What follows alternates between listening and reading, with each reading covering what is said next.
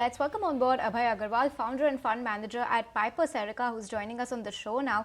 And Abhay, thanks so much for joining us, and good afternoon to you. First up, give us a broad sense of what you are making of the markets right now. We are seeing continuous bouts of volatility hitting the market.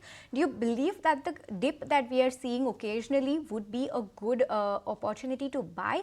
Do you believe that this is largely a buy on dips market, or now are we tilting towards a sell on rise market?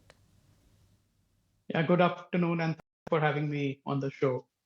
I think the market has been changing its texture. If you go back over last, 6 months, and around November, December was the time that it stopped being a buy on dips market and started converting itself into a sell on rise market. And I think it stayed there till March, when the FPI selling was was peaking out. But what we are seeing now is that there is more confidence that the domestic consumption in India that had fallen off the cliff in December quarter is now coming back, driven by lower interest rates, more liquidity in the system, and better consumer sentiment. So as a result, what we saw in terms of earnings downgrading over for last 2 quarters, I think this quarter, the commentary, I would say, is better, more positive, and that is giving the investors the confidence that the earnings growth has probably bottomed out and will revert to mean of 10 to 15% for the next 3 to 5 years. So I think that is the belief with which long-term investors are willing to make their bet in the market. At the same time, there is this overarching fear of geopolitical tensions and something happening at any point of time, which is the reason that domestic investors are not fully in. So I see a dichotomy here, from the last quarter, that the foreign investors are now continuously looking for opportunities in India, whereas the domestic investors are more cautious. My personal view is that the valuations are reasonable. There are growth opportunities. There are good growth sectors, that are turning around from cyclical bottoms that will reward investors who are patient and not worried about daily volatility or weekly volatility.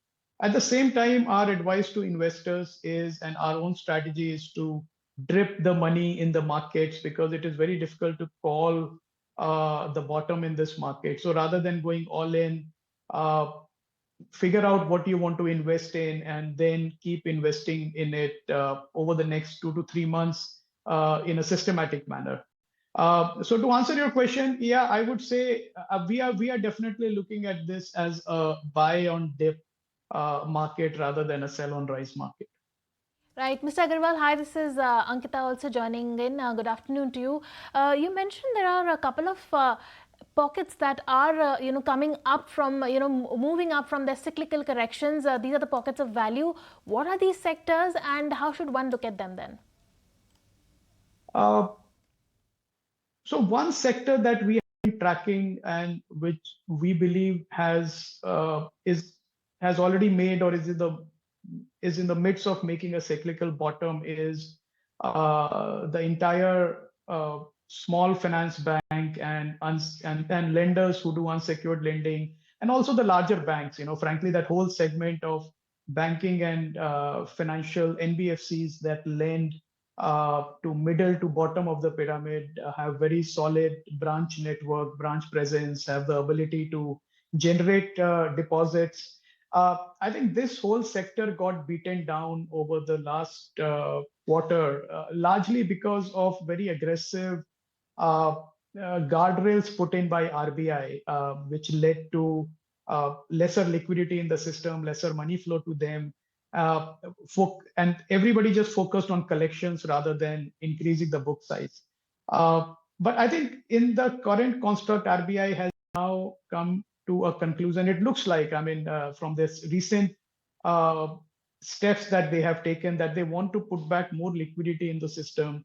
They don't want to starve the entire bottom of the pyramid borrowers from credit. It's very essential that that sector that is largely self-employed continues to have access to credit.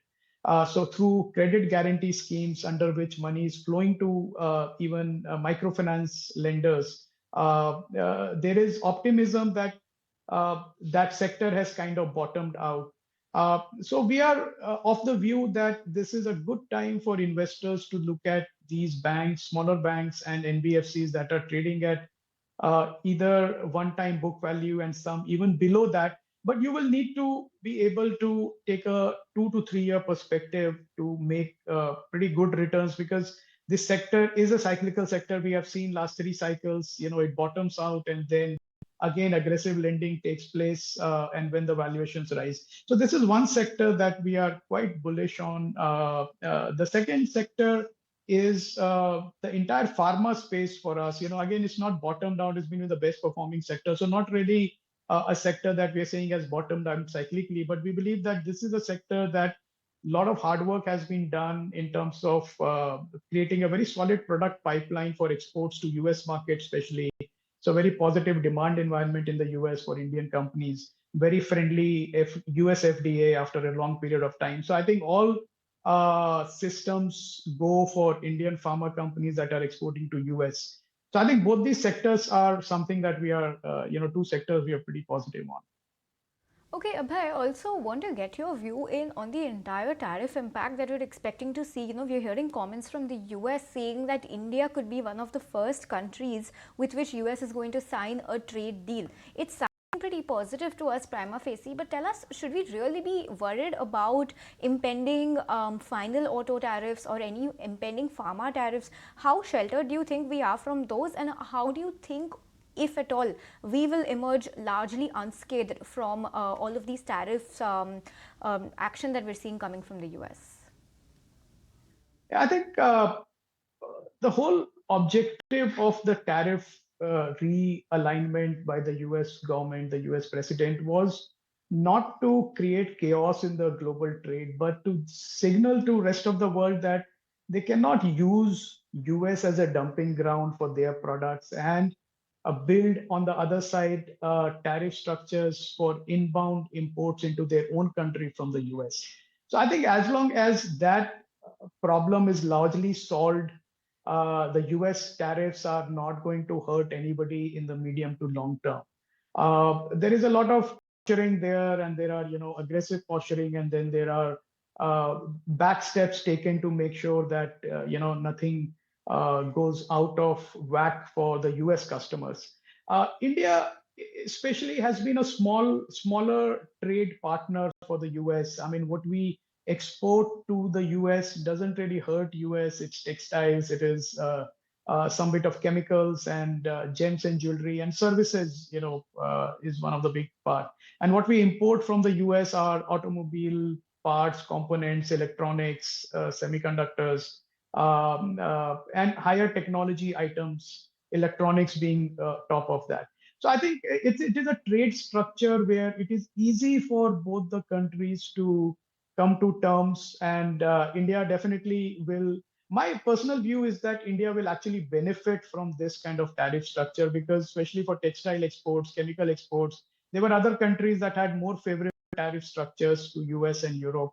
And if India realigns, it is a golden opportunity for Indian exporters and Indian government to actually benefit from this new tariff structure and generate higher trade activity with the US. All right, Mr. Agarwal, thank you so much for taking the time out and joining us and weighing in on the markets. We will let you go on that note. If you like this video, then like, share and subscribe to ET Now.